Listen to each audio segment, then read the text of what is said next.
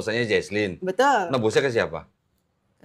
Tuhan. Hah? Menebusnya ke Tuhan dong. Dosa kita kan ditebus, dilunaskan kan? Kan ada pelunasan. Upah dosa adalah? Upah dosa adalah maut. Maut. Penguasa maut adalah? Iblis. Jadi kalau lu berdosa, berarti Yesus nebus dosanya ke siapa? Iblis. Loh, Nah ini nih pengetahuan baru ini. pernah baca kan? Iya, Ayat itu pernah baca kan? Hafal itu. Upah dosa adalah maut. Maut. Penguasa maut adalah Iblis. iblis. Nah, kalau Yesus menebus dosa manusia, berarti nebus dosa ke siapa? Iblis. Bener. Make sense benar sekali. Oke. Yang nyalib Yesus siapa? Orang-orang Tentara Pilatus. Romawi. Tentara Romawi. Suruhan Betul. Pilatus. Betul. Yang nyuruh Pilatus nyalib Yesus siapa? Iblis. Imam Yahudi dong. Oh, Imam Yahudi. Oke, belum ke Imam Iblis. Yahudi dapat Yesus dari siapa? Murid-murid ya? Diserahkan oleh Yudas Iskariot. Yudas Iskariot dibisiki sama siapa? Iblis. Buat nebus dosanya Jesslyn, iblis berjasa apa berdosa? Berjasa dong. Nah lu mau satu surga sama iblis? Kan dosa lu ditebus. Ya. Yesus nebus dosanya Jesslyn. Betul. Nebusnya ke siapa? Haleluya. Salam kemenangan iman. Tuhan Yesus memberkati kita semua. Baru saja kita menyaksikan sebuah diskusi bagaimana para mu'alaf ini berusaha untuk menjelaskan tentang kebenaran yang di Alkitab, di mana mereka sudah meninggalkan kekristenan, tapi mereka sibuk mengotak-atik firman Allah dengan pola pikir mereka.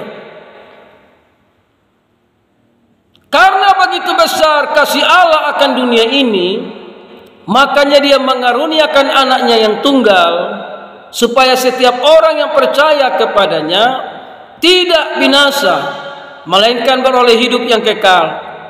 Kenapa dia mengutus anaknya? Roma 3 ayat 23, karena semua orang telah berbuat dosa dan telah kehilangan kemuliaan Allah. Jadi semua orang itu sudah berada di bawah hukum dosa.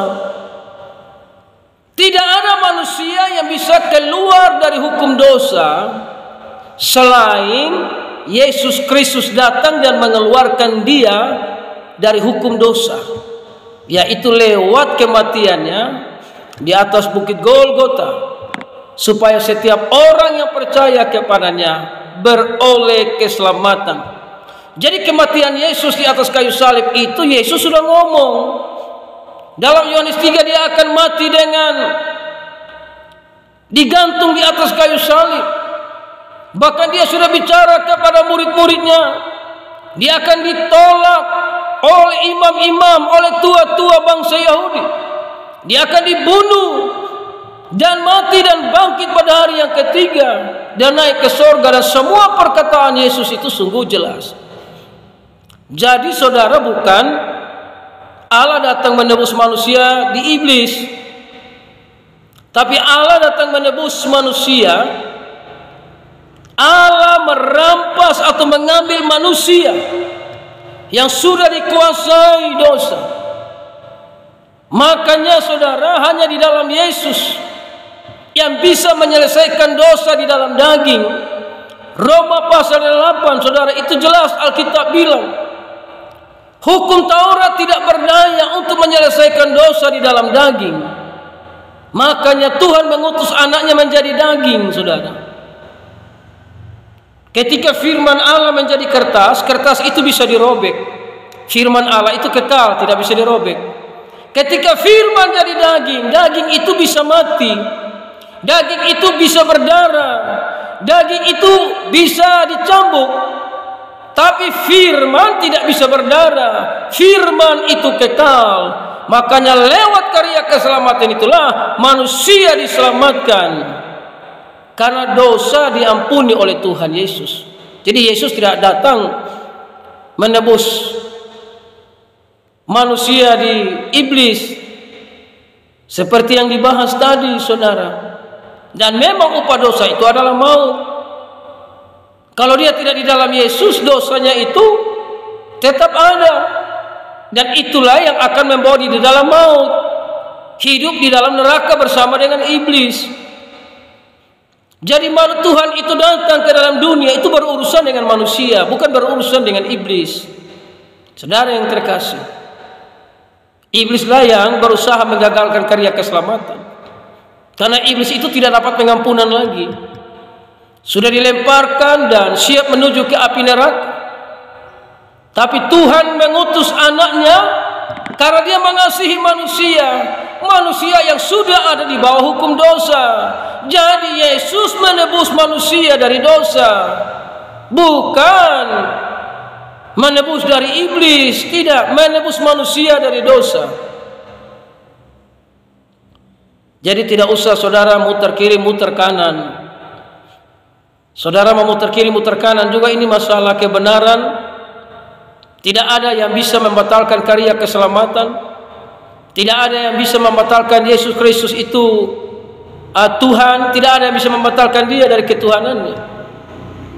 Jadi mari saudaraku yang terkasih, dimanapun saudara dan saya berada, khususnya orang-orang yang percaya kepada Yesus, rajin-rajinlah kita baca Alkitab, agar kita tidak disesatkan dengan penyesat-penyesat yang muncul di zaman akhir ini semakin banyak, baik dari dalam kekristenan dan luar kekristenan, dengan berbagai macam pola pikir pengajaran mereka yang tujuannya untuk menyesatkan. Saudara yang terkasih, di luar Yesus tidak ada keselamatan.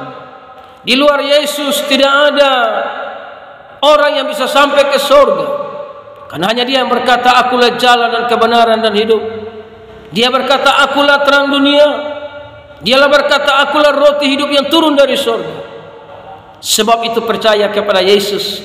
Dialah juru selamat saudara dan saya. Dia datang karena mengasihi manusia. Dia menebus manusia yang dikuasai dosa. Dan upah dosa itu adalah maut.